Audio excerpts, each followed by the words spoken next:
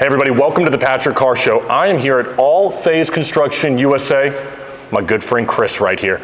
We're going to be talking about this company, what they have been able to do to succeed in the market when others are contracting. These people are actually succeeding and they are growing. We're going to learn a little bit about why that is and what their secret is to their growth. Stick around for this one.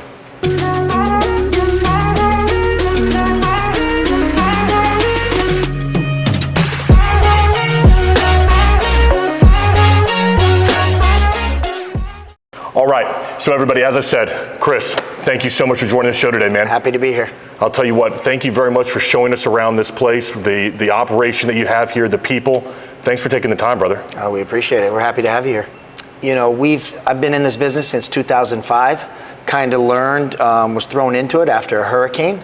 By default, I was already a general contractor doing hurricane windows and doors, and after one of the hurricanes came through, Wilma of '06, it just naturally made sense to gravitate into roofing. Okay. So Wilma comes through in '06. Has everything been smooth sailing since then? No. Because the reason I ask this question, man, is because, you know, we live in a social media world right now. And what everyone shows on social media are the successes. You know, it's the big wins that you have. Right. But you've been doing this 2006 until right now. The average roofing company lasts less than 2 years, okay? 10% last 5 years. So has it always been smooth sailing? Can you pull back the curtain a little bit for me? What's it really been like over the last 15 or so years? So the first 2 years, it felt very easy. You know, because of a hurricane, there's a lot of business out there. Well, when those hurricane claims go away, the business tends to shrink.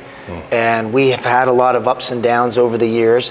And then we learned to master the retail game. We just knew we could do it better than most of the people out there and a lot of the other companies out there. Contracting is, for some reason, a lot of customers have a bad taste in their mouth. It's a shady business, I guess, throughout the country. The Better Business Bureau, you look at their studies, home improvement contractors are #1 on the hit list. So we've tried to deliver a customer experience that no other company does. You know, our goal is just do it better than everybody else. And we've tried to always stick to that. We've taken a consultative approach to it with the customer. We're not out there just to sell someone a roof. We're out there to educate them. In fact, we believe our best customer is an educated customer. We hold their hand, we walk them down that path. So even if they don't use us, they now at least will hold that next roofer accountable. We're teaching them how to do that, and we're trying to raise the bar in our industry. How do you balance well, let me put it this way. This is a for-profit business. All roofing contractors are.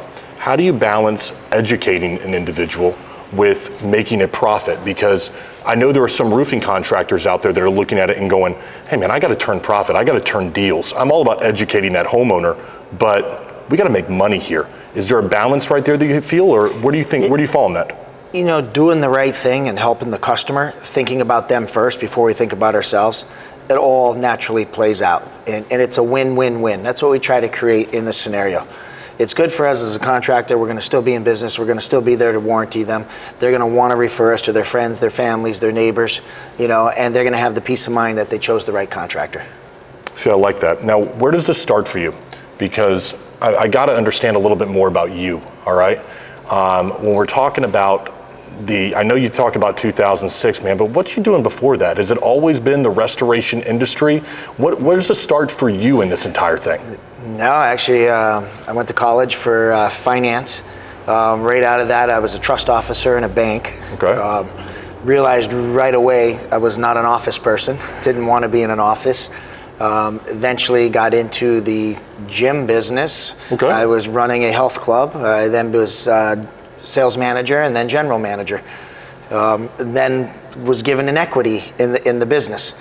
After that, just wanted to do more.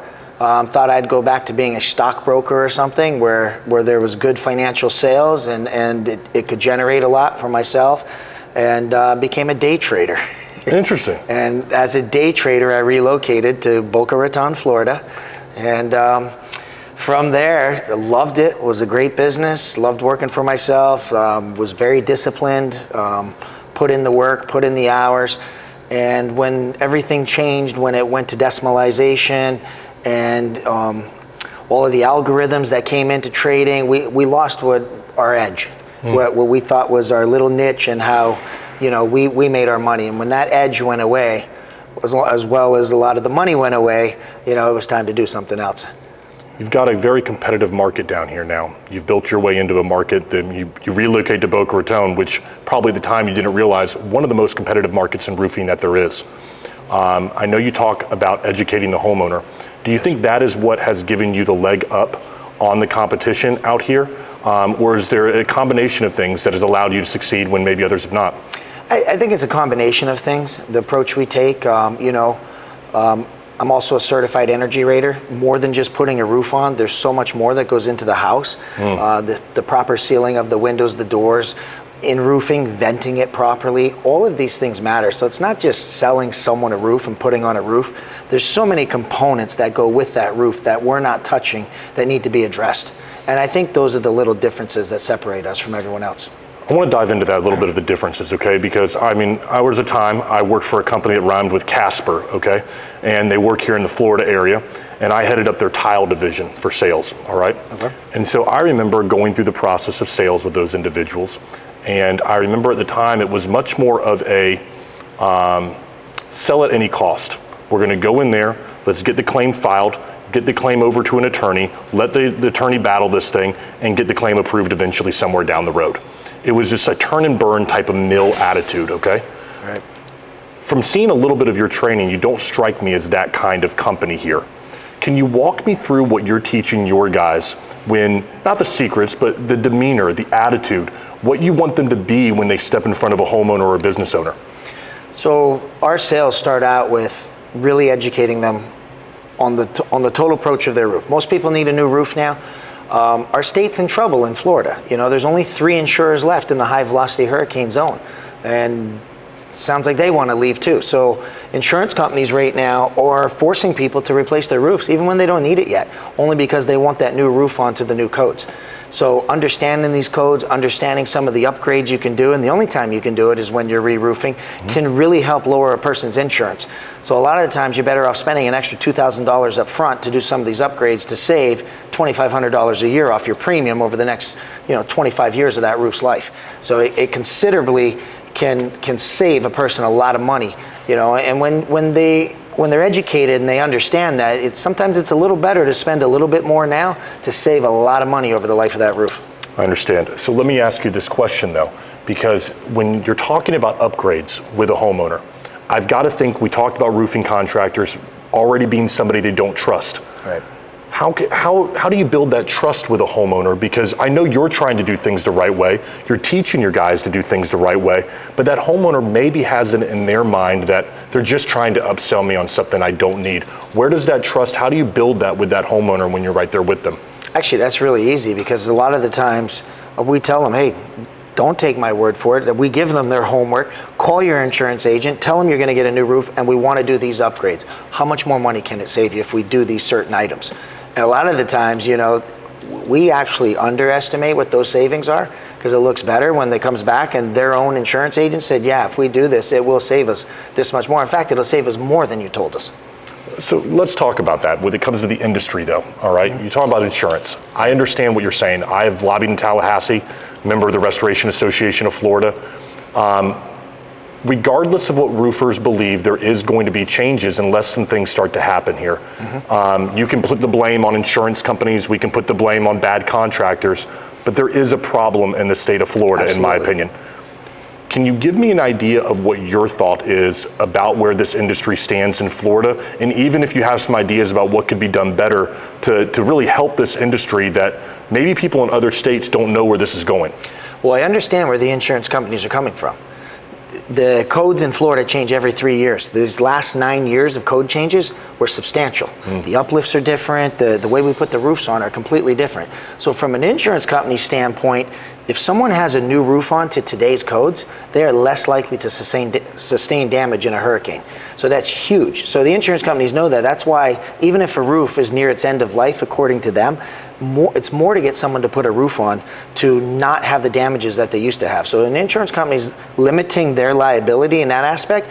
And in our opinion, that's what we're trying to build. Let's put on the roof that you never need that claim. But don't you believe, and I do believe this, that you have scrupulous contractors that are going out there, they're looking for roofs that are in that sweet spot of 10 to 15 years old. They're identifying some hail damage on a couple of different shingles and then saying, okay, I'm gonna go ahead and file a claim to get this thing approved for a full roof replacement. I wanna know your thoughts, because in my opinion, I don't think that's the right way of going about doing this. I think there's a better way to explain to the customer the value in a new roof that you're just talking about right now, that, hey, there are these new codes. This is something that can protect your family. I'm not trying to upsell you or push through a claim that shouldn't be pushed through. Where do you stand on what you see out there in the field? Yeah, so shingle is a small part of our market down here. We're more of a tile market, and a lot of people are now switching to metal. And insurance companies are recognizing metal as a better roof, and they're getting deeper discounts for that. So that's one of the pluses there. Typically Palm Beach County down to Miami, we don't see much hail. We do get it, but it's very, very, very rare. So that's not really a market that's really in for it. We're more for wind, whether it be metal, tile, or shingle in that case. I know exactly where you're coming from. I'm in all the social media roofing groups. I understand there are unscrupulous contractors out there, and it's all about getting insurance to pay for a claim. Once again, we're taking that approach. The best roof to put on is the one that you never will need that future claim. I love that, man. We're sitting right here in front of some metal right now, all right? You don't see this. I've been to a lot of contractors across the country. You don't see an operation like this. Can you tell people, homeowners, business owners, why do you invest the money that you have here in metal, and what difference does it make to them? Because this is a special operation. So we saw the writing on the wall. You know, typically you go down our intercoastals, these big houses on the intercoastal. Oh, yeah. Very rarely do they re-roof now and put a tile roof back. They're all going metal, whether it's the modern look or whatever. The uplift is a little bit better. They are energy efficient compared to a tile. They're reflective, and depending on the color, some are a lot more reflective than others. We're just seeing that change. We also started doing solar. So solar is a natural fit for a metal roof. You don't have to put any penetrations in the roof, no holes. You're now clamping onto the seams. So, you know, I decided 5 years ago, hey, if we're a contractor in the future that's not doing both and we're just doing roofs, we're going to lose the job to a contractor that is doing both. I never realized the impact that was going to have. I've seen a lot of these solar companies now come from other states, and they don't know our high velocity hurricane zones. Right. And their installs are disastrous, and they do create a lot of leaks, and they're not sure of our code. So there's been a lot of solar companies come and go. So our timing of diving into solar at the same time has really helped us. And so by having the solar division, manufacturing our own metal roofs, and having our own Miami-Dade NOAs, it has really helped separate us from everyone else. You're not going to get any of this, you know, where the homeowner, the contractor's pointing to the solar contractor's pointing to the roofing contractor. You know, there's one company who's accountable now, and you're getting a quality install, and it's made a big difference in our growth. I don't think you can overemphasize the importance of having one company to do all of that stuff, in my opinion. I don't think a lot of people think about this. They think they're going to hire a roofing contractor, and you know this, and that roofing contractor is going to be the one who does the solar, does the metal, does all these jobs, and they're not. And what they're doing is they're subbing out all this work to various individuals along the way, and they're not really accountable for the work at the end. And that, in my opinion, is a problem in the industry. But you've brought it all and said, hey, listen, I'm gonna do this right here. Here's the metal. This is what we're doing in shop right here. It's a lot of responsibility on your shoulders. Yeah, we like it though. You know, it's just, we control our own quality now. You know, we're probably one of the different even metal manufacturers in our industry, whereas I know most of the guys will roll form on site and make the panels on site. You know, in doing our research and our homework, we found out that the US is one of the only countries that really does that. You go anywhere else in the world and they're manufacturing in a stationary area, and that's to control quality. You take that machine down the road, you're outside in the elements, you get a pop-up storm, you go over a bump, you know, the tiniest little turn in a bolt in that machine can throw your quality off. And you get oil canning even more so in metal roofs in that aspect. So we like to control our quality. We like to roll form here in the shop. We'd rather have bigger trailers and deliver the panels already made to the site. So we have that quality control. Let's bring some value here to the homeowners that are watching, okay? Because you've got a lot of contractors out there who may not specialize in metal roofs. You just brought us some things that can happen right there. I'm a homeowner. I'm considering here in South Florida a roof replacement, what kind of questions do I need to be asking that contractor who's sitting in front of me? Maybe even some questions they don't know they should be asking that you would advise a homeowner to look for. Okay, well, one, there's different warranties available out there. So from the manufacturer to the person that supplies the metal, all of that. So you want to look and look at the total warranty. Who's responsible for that warranty? Is it the contractor? Is it the manufacturer? Is it both? More importantly, if you're buying a metal roof, it's just as important as what's under that roof. You know, your underlayments, the decking. You know, a metal roof does have a lot more uplift resistance. So are the trusses strapped? Are they double strapped? Do they have the extra uplift resistance? Especially if you're putting solar on it now too. We want to design and make sure those trusses are secured. You know, and if we can upgrade that and we can over design it, we want to do that. You know, we don't want to have a problem in the future. You know, category 2, category 3, yeah, everyone, you're fine. You know, but category 4, category 5, you need those upgrades to withstand those storms. See, I don't think that these are the kind of questions that homeowners even know that they should be asking. That comes with the education that you were talking about right there. That's what you're training your guys on when they're here today. Is that right? Correct. And a lot of roofers won't bring that up to the homeowner because you can't make those enhancements. They're considered structural. You have to be a certified general contractor, which we also are. So that was our background and how we kind of started. I was involved initially as a general contractor with impact windows and doors. So I was able to bring that education and, you know, going to the AMA meetings and things like that and learning about uplift and the building envelope and how it can be compromised with one broken window. That affects the roof too. These are all the things that go into the building envelope and strengthening it. So we bring that when we do a roof as well. See, I like that because one of the things that I've noticed about some contractors out there, and I'm not knocking it because roofing contractors, I tell them, if you do a great roof, do a great roof, okay? Right. Don't try to be something that you're not.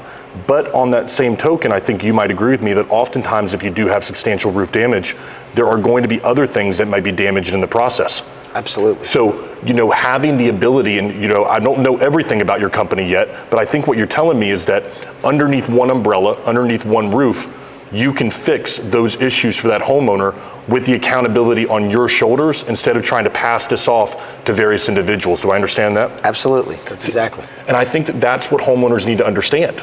They need to really understand that, hey, listen, I've got more than roof damage right here. Okay. Right. I can go with a great roofer, but who else is going to finish this other stuff for me? Right. Because that stuff's not going to fix itself. Even if you've got an insurance claim that's going to give you the proceeds for it, you've got to understand what are we going to do with them and who am I going to go to? Right. So I see the model. I love roofers that do it great, but man, if you can offer them everything under one umbrella, that's a powerful thing for a homeowner right there. Absolutely, and that's what we want to do. You know, we have over 5,000 customers, but probably over 8,000 jobs. It's because we have a lot of repeat customers. See, we touched on the metal. We touched on what you're able to do with your people and how you're training on it, but I want to talk about solar right now. Okay. You know, solar has become the hot topic. You go to any roofing convention or conference right now, there's 10 people on a panel talking about solar, okay? Yep. I got 5 people telling me it's a flash in the pan. I got another 5 telling me it's here to stay and it's going to be the next thing.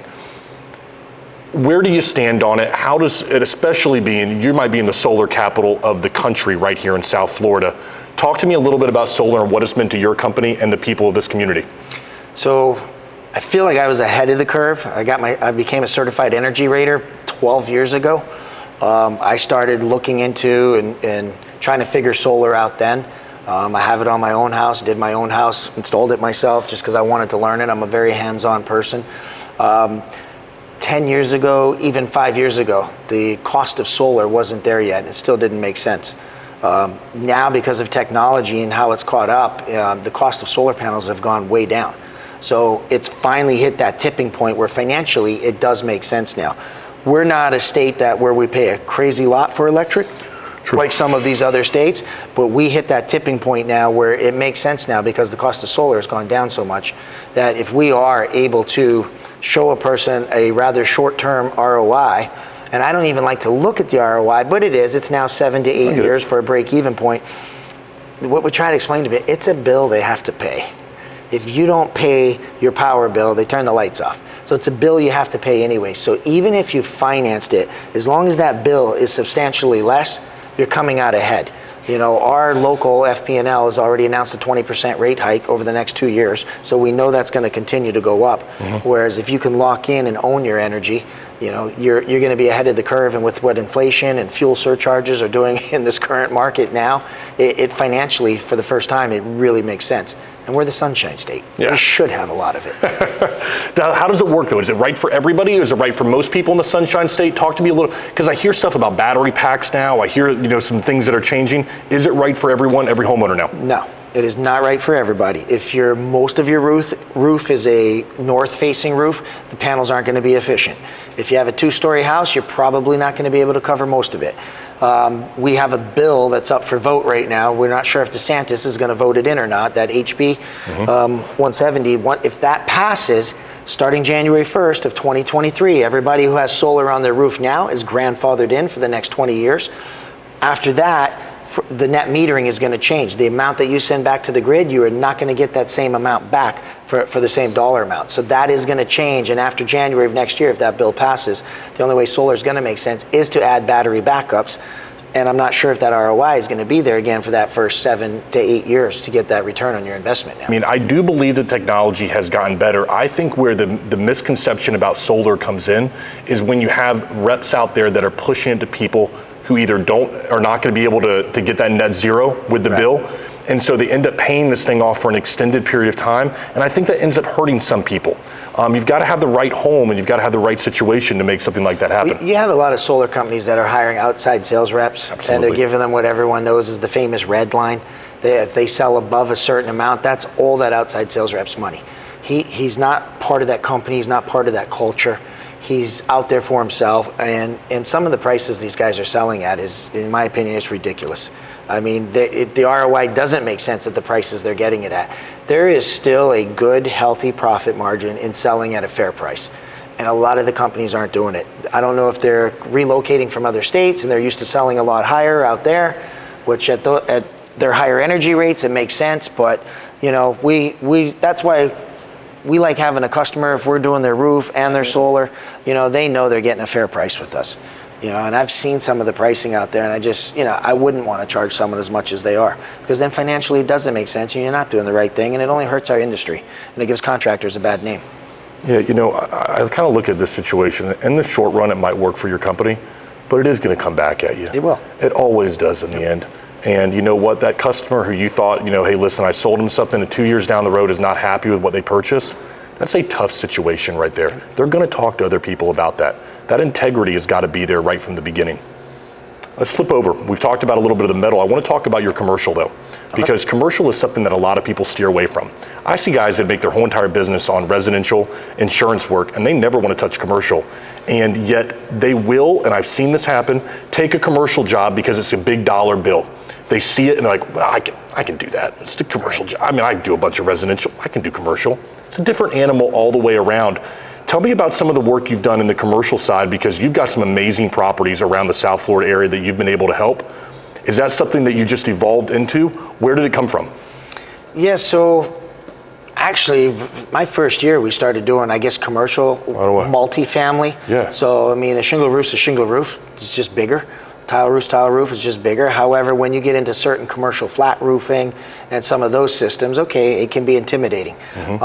I probably broke into the multifamily first and called that commercial, you know, and then I started with coatings way back in the day. And that was my intro into, you know, the flat roofing systems. And, you know, I've leaned on suppliers, I've leaned on manufacturers. We believe here in training our guys in the field, classroom training, on the job training, you know, any certifications we can get, we get.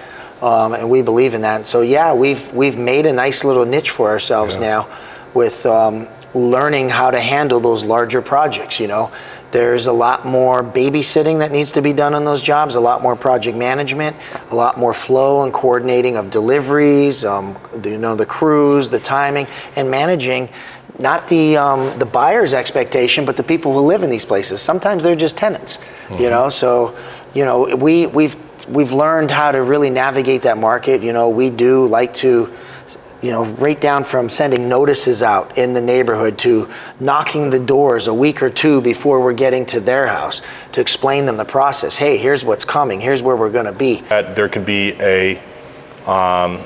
maybe even a thought across South Florida that it's kind of more of a money-driven area.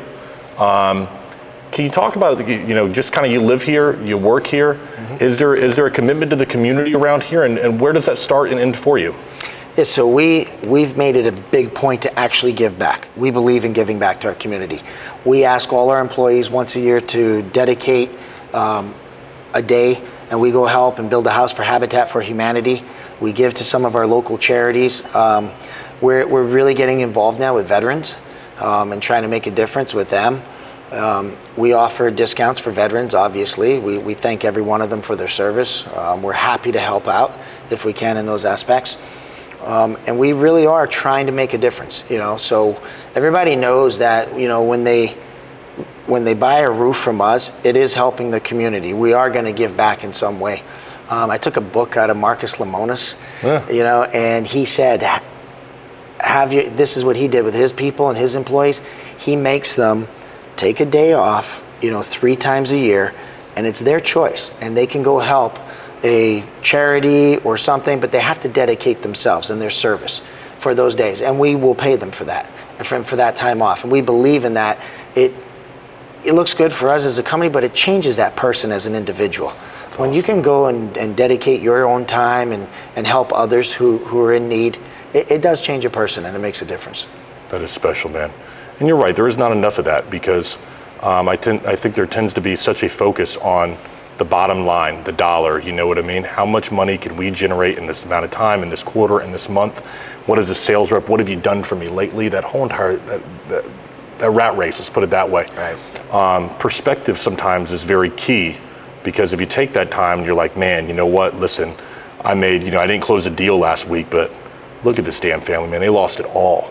Right. That keeps things in perspective real damn quick for you. And I think that's something that's critically important if you want to last in this industry, because in this industry it's highs and lows. I see people all the time.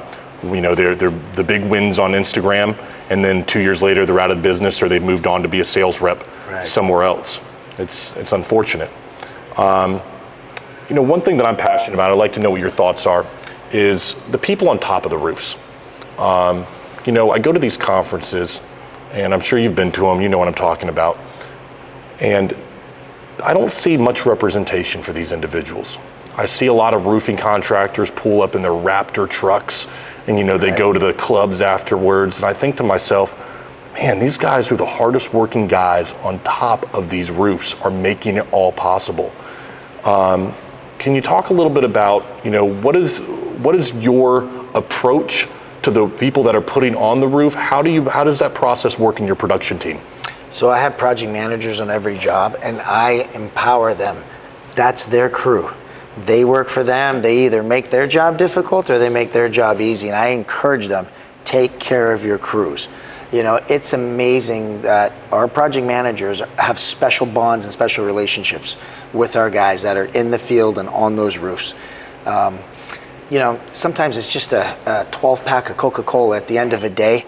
Goes all the way, but more importantly, the pat on the back and, hey, how you doing? How's your family? Caring more about them as an individual. We try to host. We kill 2 birds with 1 stone, I would say. We try to have a company barbecue at least every other month, and we use it as our OSHA training. So we have everyone in one spot at one time.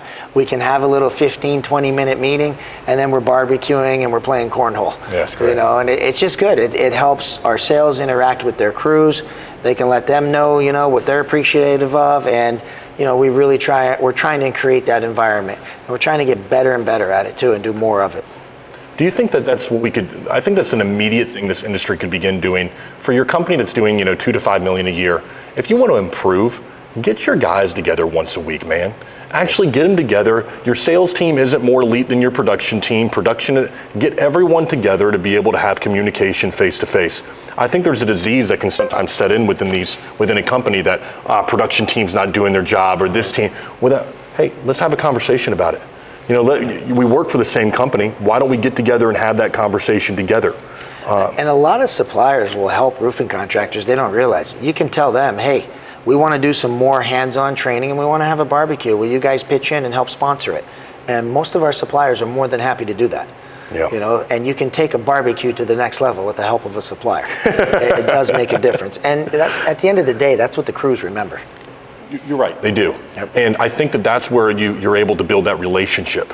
And that relationship, in my opinion, is what helps to build the quality, that consistency that a lot of contractors are missing. Because, as you know, it's one thing to do something one time, but to do it over and over again, to replicate this thing, it's not an easy task. You've got to have people that understand the quality that you expect. Absolutely. I want to turn to you personally and just kind of this company in general to kind of, as we kind of go toward the latter half of this, but you know, your leadership style, you know, you walk in here, I mean, people are friendly, they're kind, everyone seems to really kind of just give a shit around here. Where do you think it comes from? Is it you? Is it come from the hiring?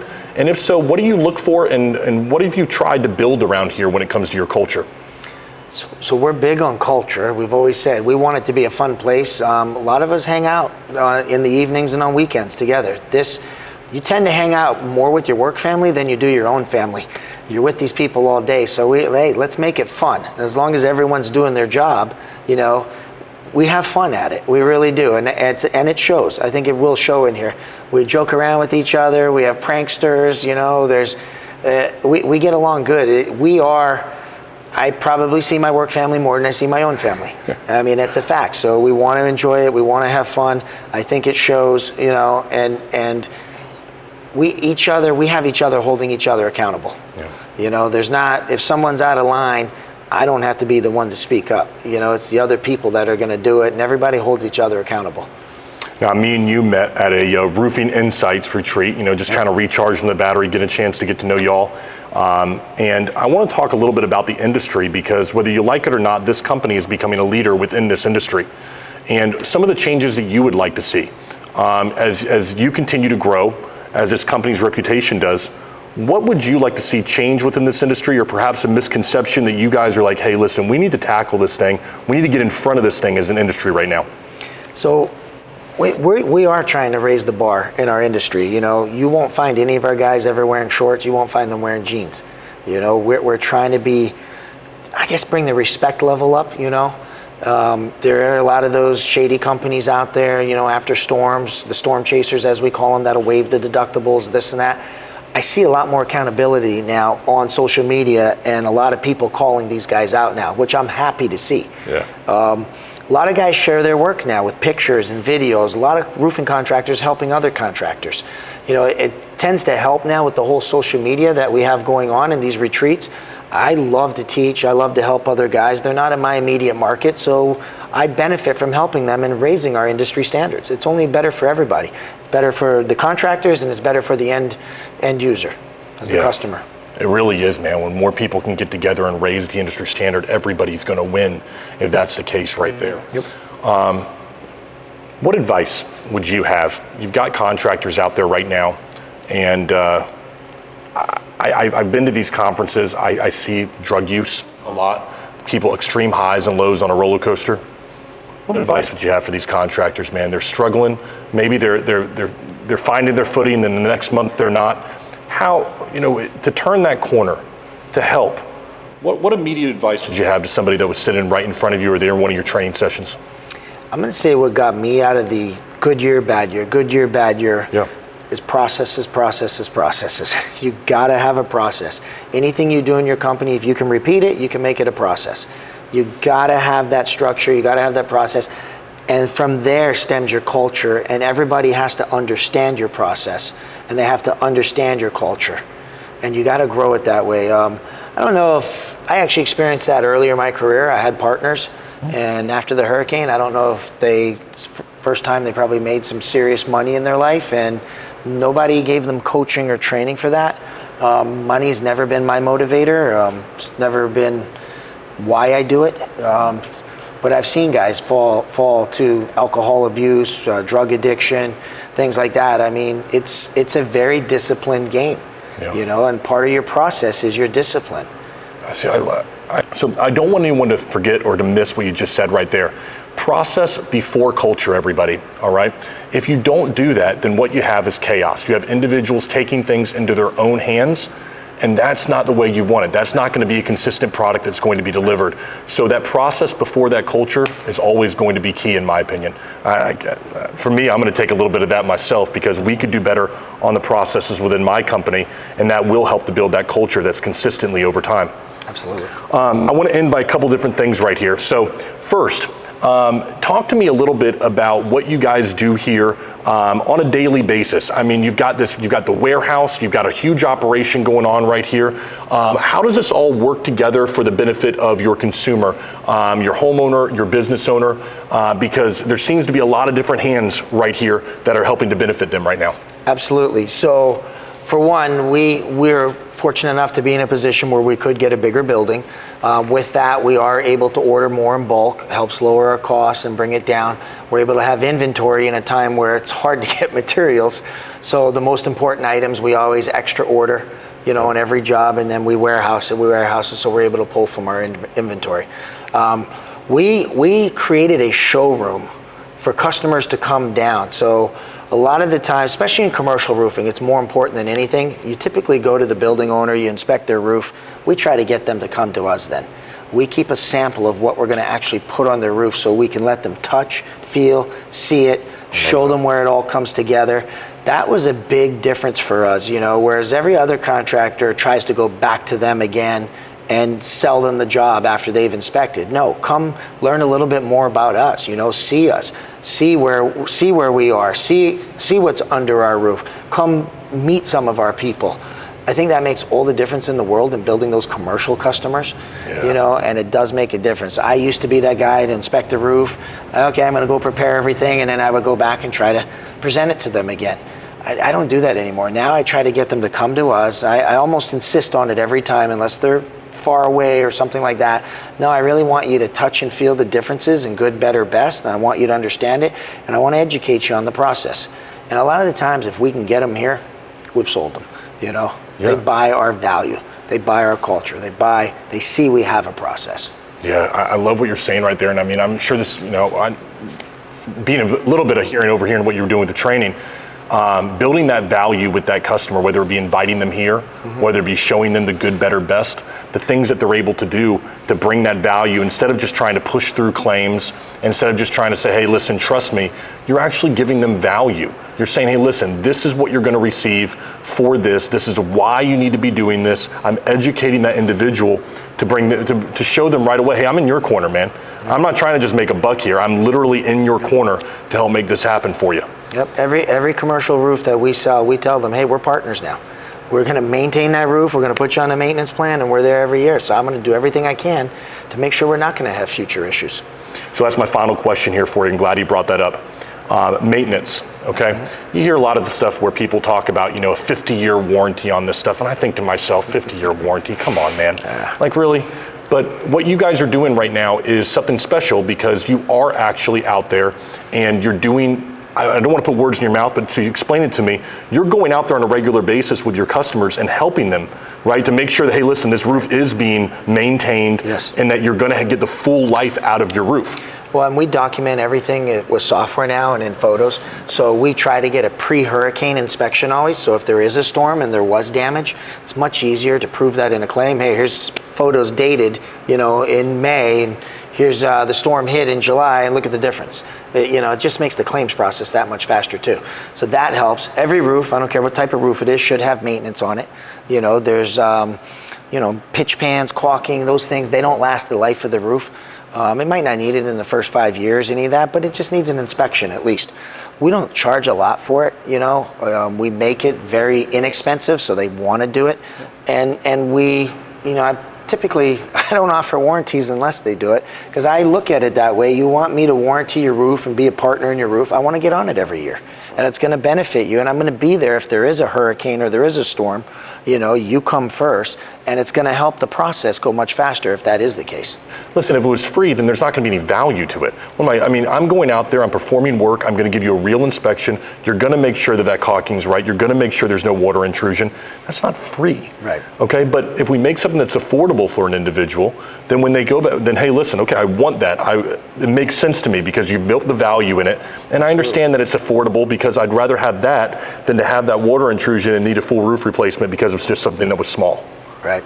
I'm on a big thing about everyone free this, free that. No. Everybody knows nowadays nothing is free. Yep. All right. So if you want somebody to come out there and do quality work, just pay a small price for it. Absolutely. So final thing, man, what do you want everyone to know, man? All phase, where are you guys going? What's the future hold for you? Talk to me, man. I want to do more metal roofs. We're getting into thin film now. I think it looks better when the thin film is a peel and stick solar in between the metal panels. There's different credits then on the roof for that because it's now a BIP, a building integrated photovoltaic system. So that changes the whole tax credit. I've been waiting for Florida to get some solar incentives. Not sure if they'll ever come, but right now it financially makes sense. We're the Sunshine State, and we don't have enough solar as it is. I know it's growing rapidly and fast. This administration is really trying to push the green initiative. Mm-hmm. So I don't see solar going away. I only see it improving and getting better, and technology is going to keep improving. Yeah, I agree with you. I don't think it's going anywhere. And I think that this administration is going to push it over the next couple of years. And it's going to be interesting to see what happens in the legislature when it comes to those credits, because I think now is going to be the time where people want to get involved. Yep, absolutely. Well, folks, you can see why this company is one of the fastest growing, most successful that there is in South Florida. I'm going to be touring a little bit, showing you some more footage. I'll also show you some here throughout the podcast if you've seen it. It's because I got the opportunity to hang out with these guys. An incredible company, great people. It's been a pleasure getting to know you over the last couple of weeks, brother. It really has. Thank you, yes. Thank you. And if you're a home or business owner, they're doing some special things with metal, solar, of course, everything they're doing with the commercial, residential, you name it. Give these guys a shout and work with them because, as you can see, it's a company built around integrity, and you can never go wrong with someone like that. Until next time, everybody, thank you so much for joining the Patrick Carr Show. I appreciate it, brother. Thank you. Thanks so much, Appreciate man. it. Definitely, man.